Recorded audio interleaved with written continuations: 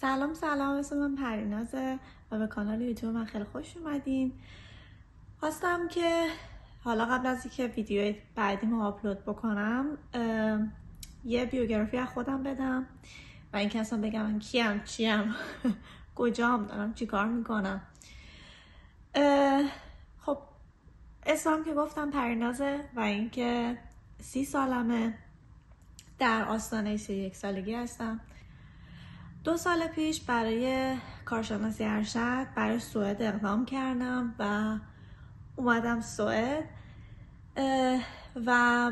حالا بک‌گراندم میخوام حالا توی ایران بگم. کلا من برای لیسانسم مدیریت بانکداری خوندم، بعد 5 سال توی شرکت بیمه پاسارگاد کار میکردم و زمانی که توی شرکت بیمه کار میکردم یه همکار داشتم اونجا، اون طبیعتگردی و کوهنوردی میکرد. بعد دیگه به من گفت تو هم بیا با من و اینا. من خیلی مقاومت کردم و بعدش باش رفتم. بعد از اینکه باش رفتم برنامه‌های کوهنوردی رو خیلی علاقه‌مند شدم به کوهنوردی و طبیعتگردی کلا، چون من اصلا اهل اینجور سفر رفتن و حالا برنامه رفتن و اینا اصلا نبودم. حالا نمیخوام چیز بکنم ولی کلا خب مدلم این مدلی بودش که خانوادم هم کلا این مدلی نبودن که هیچ وقت بخوان طبیعتگردی بکنن. همیشه مسافرت ها بیشتر حالت این بود که هتل بگیریم و مثلا حالا با هواپیما بریم جایی و فلان و اینا، این مدلی بود. بعد من خیلی آدم وسواسی هستم هنوزم و خب خیلی برام سخت بود که اصلا بخوام بتونم مثلا برم جایی که خاک و خل کثیفیه فلان اینا. برای همین عصبی میشدم، مثلا نمیتونستم فکر بکنم که هیچ وقت بتونم برم توی طبیعت مثلا یه شب 2 شب بمونم. ولی اون موقع با بچه ها رفتم و برنامه‌های یه روزه شروع کردم و اینکه دیگه برنامه دماوند بود و دیگه رفتیم قله دماوند و بعد از اون دیگه دیدم من واقعا خیلی علاقه دارم و خیلی دوست دارم که بیشتر این کار رو انجام بدم. برای همین دوره‌های فدراسیون کوهنوردی رو رفتم گذروندم و بعد از اون رفتم دوره‌های تور لیدری طبیعتگردی رو گذروندم و دوره مدیر فنی رو گذروندم و همه اینا رو امتحانش هم دادم. ولی تایمی که امتحان دادم خورد به تایمی که در واقع من ویزام اومد، برای همین دیگه مصاحبه و اینجور کاراشو انجام ندادم و دیگه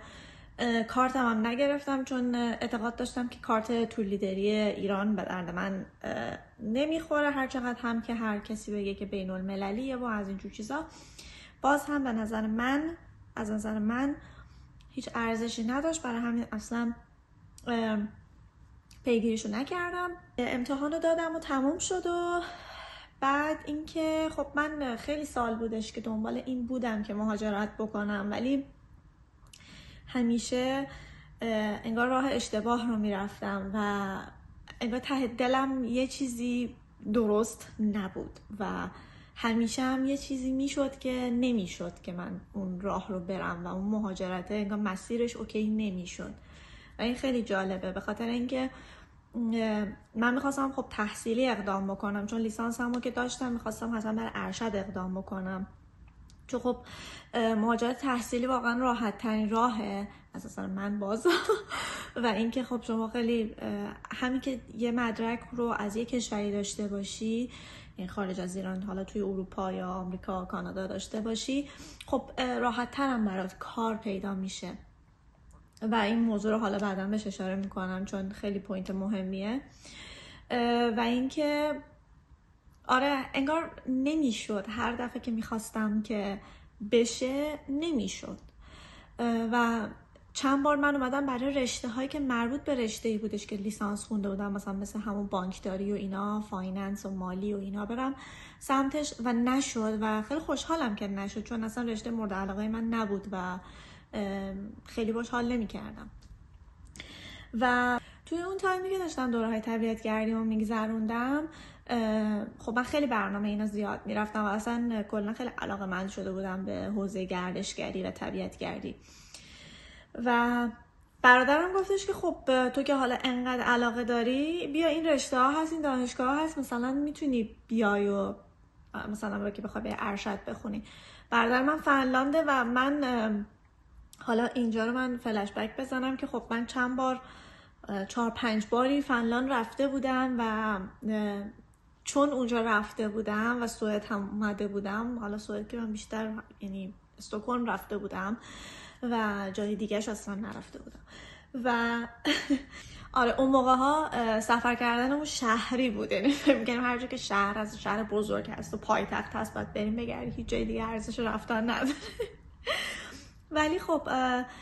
من چون چند بار اومده بودم و برادرم خب داشت چند سال اینجا زندگی میکرد، واقعا با سبک زندگی اینجا خیلی حال کردم وقتی که از نزدیک اومدم دیدم و اون آرامشی که داشت من هیچ جای دیگه ندیده بودم و برای همین اصلا کلا از اولم تصمیم گرفتم اگه قرار باشه یه روزی مهاجرت بکنم حتما به کشورهای شمالی اروپا مهاجرت میکنم، یا فنلاند یا سوئد، حالا نروژ هم بود ولی خب با حالا کمتر من به نروژ فکر میکردم. و برادرم برای من یه سری از این رشته هایی که برای ارشد بود توی حوزه گردشگری رو توی فنلاند برای من فرستاد و متاسفانه یکی از مشکلاتی که داشت این بودش که اونا حتما لیسانس مرتبط میخواستن از من که من خب لیسانسم مرتبط نبود چون کلا بانکداری بود و هیچ ربطی به توریسم و گردشگری اصلا نداشت. و همینطور که داشتیم میگشتیم من سوئد رو پیدا کردم که چند تا دانشگاه بود و قبل از که بیام اینجا 1 سال قبلش من برای یه دوره 1 ساله توی یکی از این دانشگاه ها اقدام کرده بودم، چون اینا ارشداشون هم میتونی 1 ساله بخونی هم میتونی 2 ساله بخونی و ارشدایی که 1 ساله هستش به نظر من برای کسی که میخواد مهاجرت بکنه خوب نیست و همون بهتر که به تایمش نرسیدم و نشد، چون من یه ذره دیر اقدام کردم، برای دور دوم اقدام کرده بودم و چون اینا آگست دانشگاه شروع میشه من نمیرسیدم که ویزامو بگیرم و بخوام بیام و اینا میگفتن خب چون دوره 1 ساله است ما سال بعد مثلا این کورس رو دوباره که مثلا داریم الان آگست داریم ارائه میدیم، سال بعد آگست دوباره همین رو ارائه نمیدیم چون تمام میشه میره. برای همین اگه نمیرسی پس کلا اقدام نکن، کلا بذار چیز کن، دیکلاین کن کلا ادمیشن تو و بذار سال بعد اقدام بکن. و من همین کار کردم و سال بعدش من دوباره اقدام کردم و این دفعه برای دوره‌های 2 ساله اقدام کردم. خوبی دوره‌های 2 ساله اینه که به شما استادی پرمیت 2 ساله میدن و شما نیازی نداره که هی سال به سال رینیو بکنی و دوباره تمدیدش بکنی، چون این دوباره تمدید کردن خودش یه دردسر خیلی بزرگه و کلی زمان میبره، کلی استرس میکشی، وسط درس اصلا ارزش نداره. و بیشتر دانشگاه ها الان توی سوئد با اداره مهاجرت یه در واقع رد و بدلی کردن، یه قراردادی دارن با هم دیگه که به دانشجوهایی که خارج از حال اتحادیه اروپا هستن، منظورم بیشتر کشورهای مثلا ماهایی که باید حتما اقامت و ویزا داشته باشیم، بیان ویزاهای اقامت‌های 2 ساله بدن که بچه‌ها راحت تر باشن. که منم اقامت 2 ساله گرفتم و اومدیم دیگه. حالا جالبیش اینجا که من هم اون دانشگاه رو دوباره انتخاب اولم نذاشتم به خاطر اینکه اون دانشگاه شمال سوئد بود. البته که من الان شهری که هستم بالاتر از اون شهریه که اون دانشگاه بود، چون حرف این بود، من و داداشم داشتیم حرف میزدیم با هم دیگه، بحث این بوده که داداشم گفتش که ببین سال اول تو میری اونجا همه چی برات جدیده و تنهایی، بعد مثلا آب و هوا اینجا فرق میکنه، زمستون شدید داره، بری سمت شمال پدرت در میاد، نرو، تو دانشگاهی رو انتخاب کن، شهری رو انتخاب کن که سمت جنوب باشه. و من اون دانشگاهی که انتخاب کردم خیلی جنوبه، یعنی حتی از استکهلم 5 ساعت فاصله داره و بیشتر نزدیک مالمو تا استکهلم و دیگه خیلی جنوب بود دیگه. و اولین انتخابم اون دانشگاه بود و که دیگه اونا قبول شدم و دیگه اومدم و خیلی هم اولش سخت بود بسام چون که واقعا من هیچ بک‌گراند خاصی از گردشگری نداشتم جز این که اون دوره ها رو توی ایران گذرونده بودم و خب درسته تو یه سری چیزا میدونی ولی از لحاظ آکادمیکی من هیچی نمیدونستم چون هیچ وقت آکادمیکی نرفته بودم سمتش و چالش واقعا بزرگی بود و خیلی زمان برد تا من بتونم یاد بگیرم که اصلا اینا روششون چجوریه و چی میخوام. ولی خب گذشت دیگه، گذشت و خب دوره ما هم بیشتر حالت پروژه مقاله نویسی بود تا اینکه آزمون و امتحان داشته باشه. یعنی ما کورس به کورس، خب اینجا سوئد کورس به کورس میره جلو، اینجوری نیستش که تو مثلا هر ترمی انتخاب واحد بکنی، هر درسی که مثلا چون 10 تا درس انتخاب بکنی بعد اون 10 تا رو مثلا پایان ترم بری امتحان بدی. نه، اینجا درس به درسه، همون کورس به کورس در واقع میشه که این کورس رو میگذرونی مثلا تو بازه 1 ماه و 1 ماه و نیمه تموم میکنی، امتحانش رو میدی یا مقالت رو مینویسی، پروژه رو میدی، نمرش رو میگیری، میری درس بعدی. و این به نظرم خیلی خوبه چون شما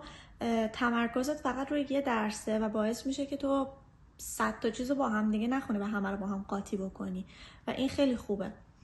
و خب میگم بیشتر مال ما حالت پروژه‌ای بود که مقاله می نوشتیم و گذشت تا اینکه پارسال تابستون بود، یعنی همین هول و هوش بود که من توی لینکدین داشتم دنبال کار میگشتم و دیدم که یه شرکتی زده که ما مثلا پارت تایم گاید میخوایم و گفتم که خب این چه خوب، بذار ببینم که چجوریه، بذار یه ایمیل بزنم مثلا حالا سی وی مو اینا رو بفرستم و اینا ببینم که چجوری. و خب اون تایمی که یعنی در واقع پارسال در واقع از آگست به اونور من دیگه باید روی پروژه پایان نامم کار میکردم و خیلی اهمیت نداشت که حتما پایین تو شهر خودم میبودم و دانشگاه میبودم چون کلاس نداشتیم و یه سری سمینار داشتیم که اونا همه آنلاین بود و من قبلش هم با استادم صحبت کردم، گفته بودن که اوکیه، مشکل نیست، میتونی هر جایی باشی، فرقی نمیکنه. و گفتم خب چقدر عالی، بذار حالا من واسه این کار اقدام میکنم ببینم چی میشه دیگه. و در کمال ناباوری به من ایمیل زدن و این خانم رئیسم گفتش که یعنی در واقع رئیس من یه زن شوهرم و خانم به هم ایمیل زد که تو خیلی جنوبی، تو کلماری و چجوری میخوای پاشی بیای، این شغل توی لوله‌واه و شمال سوئده. حالا اینی که دارم میگم مثلا از کلمار تا لوله‌واه 17 ساعت با قطار فاصله است. بعد گفت چجوری میخوای بیای اینجا فکر نمی‌کنم بتونی بیای. گفتم که چرا، من چون اهمیت نداره که اصلا پایین باشم چون اون تایم قرار روی پایان نامم کار بکنم و اوکی هم میتونم که بیام بالا. گفتش که خب باشه اگه مثلا اوکی اینا آگست با هم دیگه یه صحبتی میکنیم ببینیم که چی به چیه، چون الان این ماه جولای کلن سوئد تعطیله، همه تعطیلن، هیچ کس کار نمیکنه و واقعا تق و لقه. برای همینم که اینا جولای رو در واقع تعطیلات تابستونیشونه و میرم مسافرت. برای همین گفتش که من آگست که برگشتم باهات تماس میگیرم صحبت میکنیم. گفتم که باشه. بعد به هم گفتش که ببین این کار نیاز داره که رانندگی بلد باشی و اینکه بدونی چجوری توی شرایط زمستونی بر رانندگی بکنی. خب چون واقعا شرایط رانندگی اینجا یه چیز متفاوته و گفتش که مثلا باید آتیش روشن کردن بلد باشی تو این شرایط و فلان. گفتم که اوکیه، من مشکل ندارم که رانندگی بلدم، حالا خیلی اهمیت نداره و نه اینکه خیلی اهمیت نداره یعنی که دیگه رانندگی بلدم دیگه و خب حالا یه ذره احتیاط میکنم. و خب اون اولش خیلی منو ترسون، من خیلی استرس گرفتم، فکر میکردم وای الان میرم تو در و دیوار. و دیگه با هم صحبت کردیم و اوکی شد که من بیام این بالا. و تا قبل از که من بیام اینجا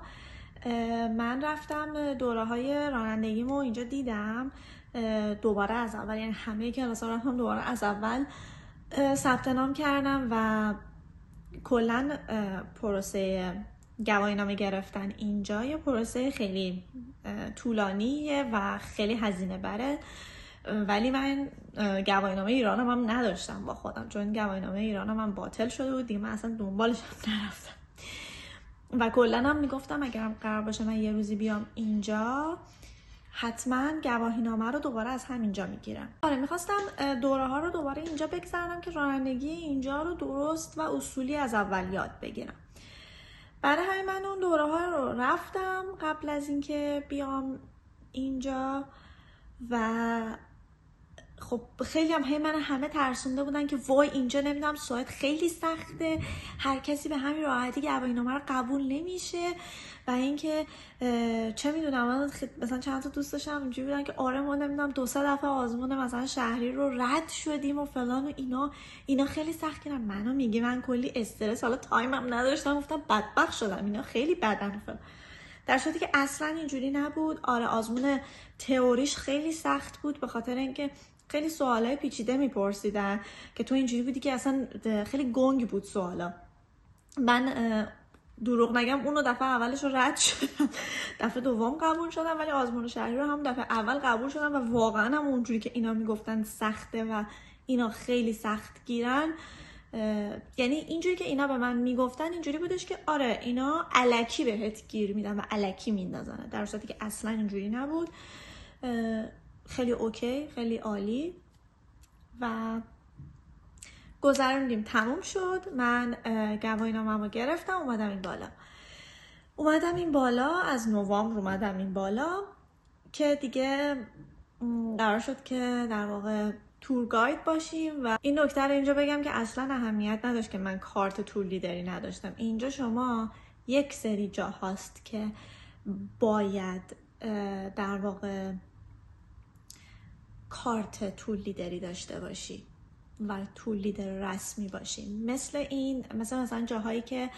برای میراث فرهنگیه، اینجور جاها رو شما باید تور لیدر رسمی باشی که بتونی تور رو ببری. وگرنه تورهای طبیعت گردی شما نیازی نداره که حتما کارت تور لیدری داشته باشی. برای تورهای کوهنوردی باید داشته باشی که اینا همه خودشون اسوسییشن های خودشونو دارن و شما میتونید به ثبت نام بکنید، دوره هاشون رو بگذرونید و کارتتون رو بگیرید. ولی خب من اینجا تورم بیشتر تورهای شفق قطبی بود که یکی از لذت بخش ترین کارهایی بودش که تا الان کردم، با اینکه شاید خیلی زیادم ندیدیمش، یعنی اینجوری نبود که هر شب ببینیمش. و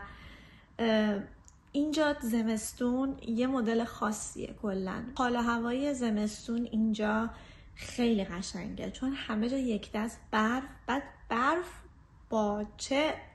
حجمی، با چه ارتفاعی و واقعا خیلی لذت بخشه اینجا تور بردن تو زمستون. با اینکه ما توی فکر کنم هفته اول ژانویه یا هفته آخر دسامبر بودش که ما اینجا تا منفی 42 درجه رفتیم و توی 25 سال اخیر این بی سابقه بوده و در حدی بودش که 5 دقیقه می رفتیم از خونه بیرون تمام موهامون، ابروهامون، مژه هامون همه یخ می زد و مجبور شدیم که خیلی از تورا رو کنسل بکنیم به خاطر که نمیشد، سری سرمازده میشد، یعنی قشنگ نابود میشد. که مثلا فکر کنم مثلا میرفتی سوار سورسمه میشدی با مثلا هاسکیا میخواستی بری، بعد با سرعت هم میری بادم بهت میزنه، هیچی دیگه. یکی از همکارای من گونه‌هاش اینجا همه یخ زد چون میرفت، خودش هاسکی داره و سورسمه هم داره و اینکه مثلا خودش برای فان جایی که خونش هستم میره انجام میده و اینجاش سوخته بود. بعد آره دیگه مجبوریم خیلی از تورا رو کنسل بکنیم و واقعا تجربه خیلی خفنی بود که من اومدم اینجا و خیلی خوشحالم که این تصمیم رو گرفتم، با اینکه خیلی سختم بود و من کلی وسیله داشتم و مجبور بودم تمام وسایلم رو توی یه دونه کوله و یه دونه چمدون جمع بکنم و مثلا برای 5 ماه بیام این بالا. و من برای 5 ماه برنامه داشتم که بیام این بالا و این 5 ماه فعلا به مدت نامعلوم تمدید شده و فعلا که اینجا هستم و الان هم به عنوان ترافل ایجنت دارم با این شرکت کار میکنم. ولی در کنارش قرار شده که زمستون هم چون ما واقعا شلوغ میشه سرمون و یه تایمایی واقعا گاید کم میاریم، یعنی بچه ها نمیرسن که همه رو انجام بدن و ما پارسال مجبور شدیم یه سری از تورا رو کنسل بکنیم چون نمیشد، چون یا یکی مریض میشد یا بالاخره دیگه اتفاق دیگه میفته دیگه و خب سرده اینجا، سری سرما میخوری. برای همین احتمال خیلی زیاد تور باز هم انجام میدم ولی نه اونقدر، چون بیشتر کارم قراره فروش باشه و ترافل پکیج باشه، آیتینری باشه، اینجور داستانا باشه و خب تجربه خوبیه، تجربه خیلی لذت بخشیه و خیلی دوست دارم که این رو هم تجربه بکنم، ولی در کنارش دوست دارم که حتما تور هم برم چون خیلی خوش میگذشت. و حالا ببینیم که تا آینده چی پیش میاد و من کجا برم دوباره. فعلا که مثل این خونه به دوشا من وسیله برمیدارم، از این ور میرم اون ور، از اون ور میرم این ور کلا این خیالم هم نیست. فعلا دارم شهر به شهر عوض میکنم ببینم چه خبره، ولی خیلی خوبه دیگه، تجربه های خیلی خوبیه و اینکه آدم هرچی که بیشتر تجربه بکنه بیشتر یاد میگیره، کلا زندگی کردن و خیلی چیزای دیگر یاد میگیره. و اون داستانی که گفتم که تحصیلات توی اون کشور خیلی به دردتون میخوره اینه که من الان سیویم رو که میفرستم، من چند تا شرکت داشتم که با من تماس گرفتم و صحبت کردم و این قضیه که من در واقع مدرک تحصیلی دارم توی رشته گردشگری و توسعه پایدار خیلی براشون مهم بود و اصلا اینجوری بودن که خیلی خوبه. فقط بزرگترین مشکل من الان اینه که من سوئدی و در حد فلوئنت بلد نیستم و دارم کار میکنم، چون خب به هر حال اینا دارن تو کشور خودشون دارن کار میکنن دیگه، به هر حال کمپانی مال این کشوره دیگه و هر کارش هم که بکنی به هر حال شما کاستومر سوئدی داری، هر چقدر هم که به اینا اینترنشنال کار میکنه با اینا. ولی من باید حالا روی سوئدیم بیشتر کار بکنم تا اینکه بتونم که حالا اگه بخوام برم جای دیگه بتونم برم. ولی من اینو چند بار ازشون از اون منابع انسانی که زنگ زده بود شنیدم که خیلی براشون مهم بود که اینجوری بودن که این خیلی خوبه که تو مدرک تحصیلی داری توی این رشته، چون توی بحث گردشگری مخصوصا برای ترافل ایجنت و تور گاید و اینجور چیزا خب اصولا کسی یعنی نیازی نداره که تو تحصیلات خاصی داشته باشی و شما هر چقدر که تحصیلات بهتر داشته باشی و رشته مرتبط به اون کارت خونده باشی میتونی کارهای بهترم پیدا بکنی. مثلا میتونی بری دستینیشن منیجر بشی مثلا بعد از یه مدت، ولی باز همه اینا توی این کشورها، توی کشور اروپایی مخصوصا اینه که لازمش اینه که شما زبان اون کشور رو کامل بلد باشی و خب این یکی از چالش‌های بزرگیه که داره، ولی خب من دارم روش کار میکنم و در حال این کل داستان زندگی من توی این 2 سال بود و هدف از زدن این کانال اینه که من هر چیزی که آپلود میکنم توی این کانال مختص و مرتبط با گردشگریه. بنابراین اگه به حوزه گردشگری علاقه داری و دوست داری که اطلاعاتت رو بالا ببری و معلوماتت رو بالا ببری توی زمینه گردشگری، حتما کانال من رو سابسکرایب بکن، به خاطر که کلی اطلاعات مفید میخوام اینجا بذارم برات. و فقط این نیست، من راجع به تورا و جاهای دیدنی و اینجور چیزا هم گهگداری ویدیو میذارم. اگرم هر سوالی داشتی راجع به